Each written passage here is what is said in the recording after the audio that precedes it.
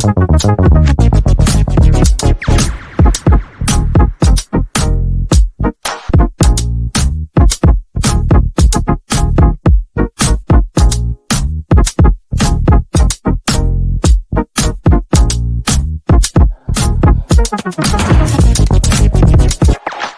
everybody, us on the West End Network. Hope you are all safe and well.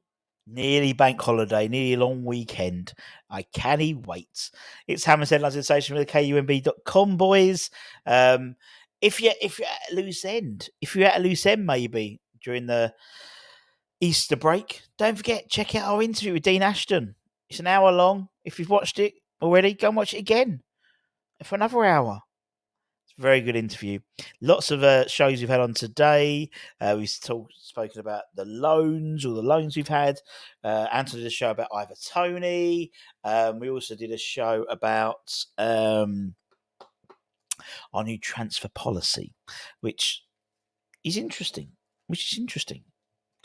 Potentially, of course. But as I said, Hammers Headline Sensation on KUMB.com, boys.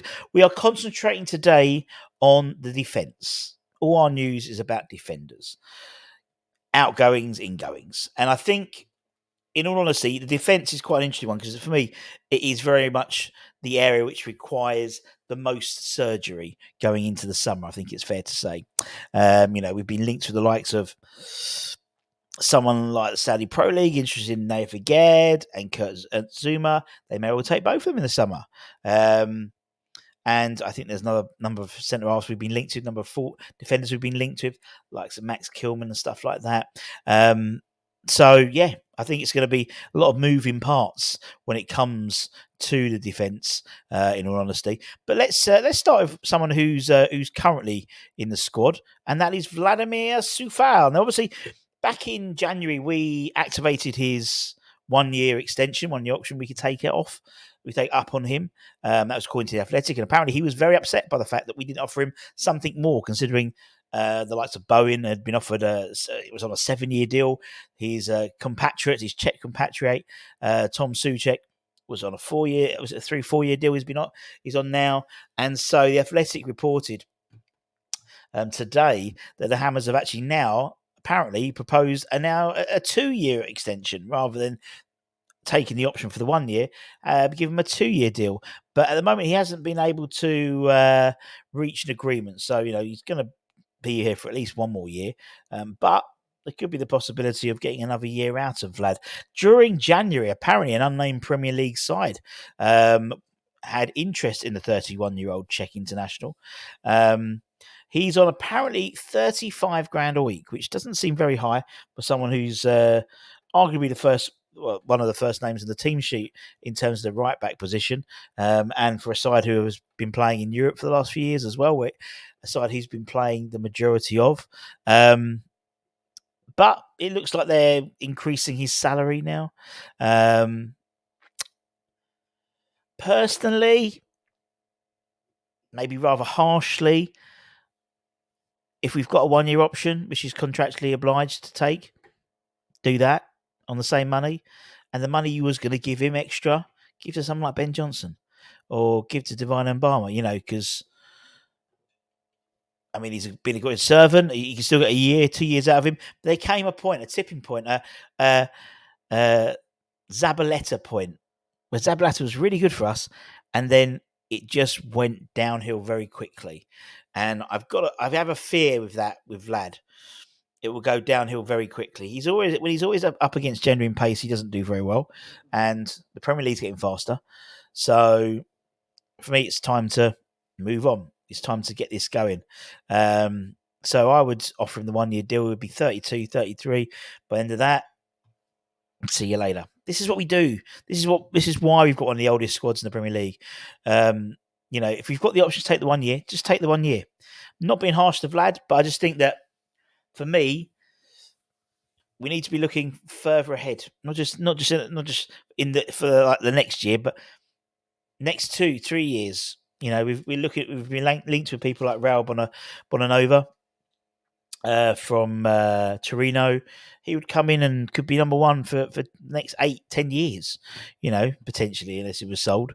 So that's what I would rather us do, to be honest. So I'd rather give the money to Ben Johnson. Who's next? Let's talk about players we've been linked with, and it does seem a couple of Italian clubs we've been linked with, both from Juventus actually. But according to Tutto Juve journalist Mico Di Natale, we have made an approach to Juventus to gather information on Deanhen. The 18-year-old centre back is currently plying his trade at AC Roma on loan. He's 18 and he's gone on loan from Juventus to Roma. And you wonder why our kids don't get decent game time. But he's not just gone there; he's made a dozen appearances for the Roma side, and in fact, so much so impressive. Have his displays been that several sides around Europe, including West Ham, Borussia Dortmund, IB Leipzig, Atletico Madrid, have all developed an interest in him since he's moved to Roma. And this is what I was trying to get in this morning. We're looking at a number of players who are playing for foreign clubs but are homegrown in terms of or counts our homegrown quota. And people have been asking about it. So you don't have to have been born in this country to be part of a homegrown quota. I believe, just off the top of my head, someone like Cesc Fabregas would have been homegrown because he came over. The only criteria is you have to have played 3 years for a English side recognised by the FA before the age of 21. So I think Cesc Fabregas joined Arsenal when he was 16. So after 3 years, he was homegrown. That's how it works. And it's clear we are looking at younger players and the types of players we've been linked with. I don't think one or two maybe being over the age of like 23, 24. And that's exciting because these kids will have no fear playing. They can be moulded based on whoever the head coach is next season. And someone like Dean, he's gone on loan. And this is why, people say, oh, why don't you just use our academy? And we do. But the trouble is, Dean, he's 18. He's played 12 games for Serie A side Roma at the age of 18. Someone like Caden Casey has played 20 minutes, maybe, of West Ham. I don't know. Yeah, but maybe half, maybe one or two.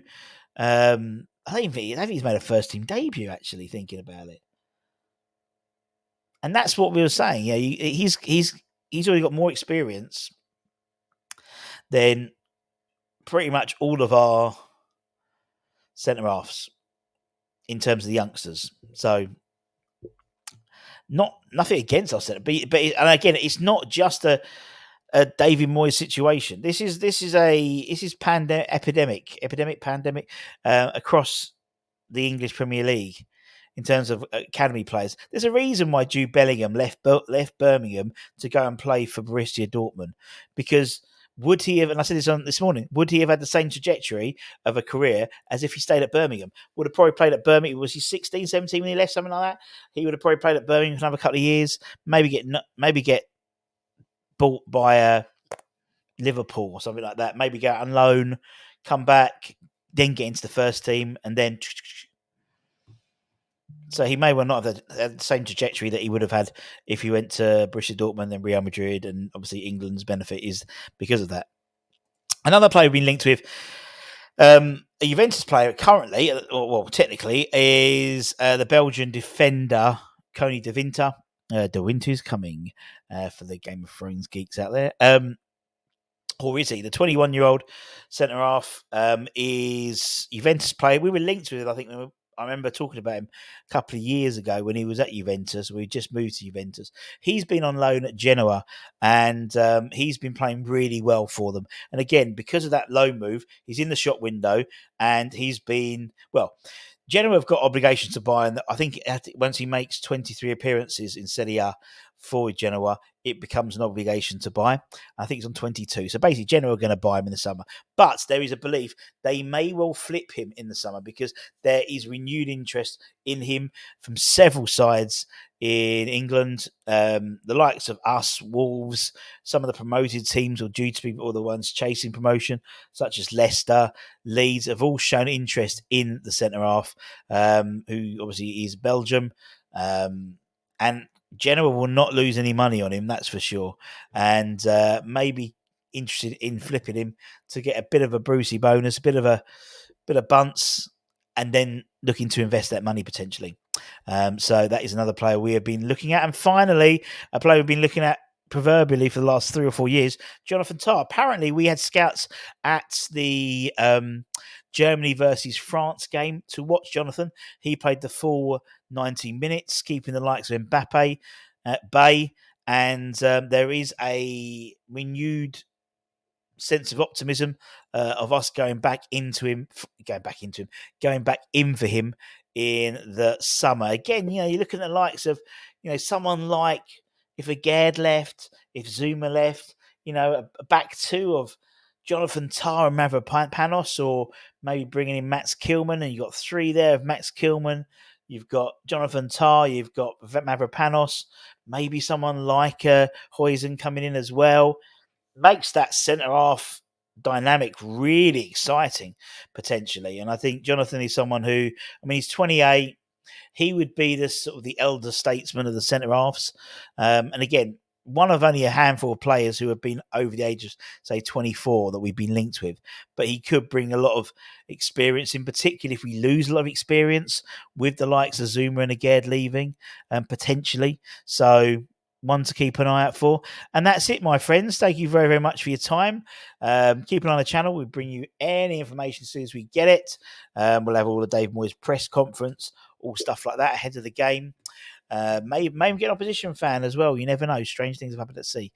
And until next time, my friends, take care, stay safe, stay warm, stay humble. Don't forget to check out these at motherbrand.com for all your news, reviews, and opinions. And I will see you guys on the flippity flop. Much love. Bye-bye.